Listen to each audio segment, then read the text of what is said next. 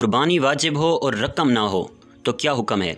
आज की इस फतवे में हम ये पढ़ने वाले हैं कि बाज़ औक़ात किसी शख्स पर कुर्बानी वाजिब होती है, वो साहिब निसाब होता है, लेकिन उसके पास नक़द रकम नहीं होती। जैसे औरतों के पास ज़ेवरात होते हैं सोने चांदी के, लेकिन उनके पास नक़द रकम नहीं जिसकी वजह से वो जानवर ख़रीद सकें या अपना हिस्सा शामिल कर सकें।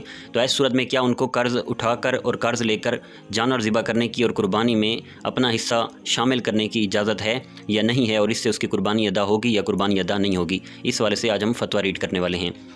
क्या फरमाते हैं उलमाए दीन व मुफ्तियान शरमतीन इस मसले के बारे में कि मेरी ज़ौजा के पास 3 तोले सोना और चांदी का सेट है, लेकिन उसके पास नक़द रकम मौजूद नहीं जिससे वो जानवर ख़रीदे या हिस्सा डाल सके। क्या वो कर्ज़ लेकर कुर्बानी कर सकती है? इस तरह उसका वाजिब अदा हो जाएगा।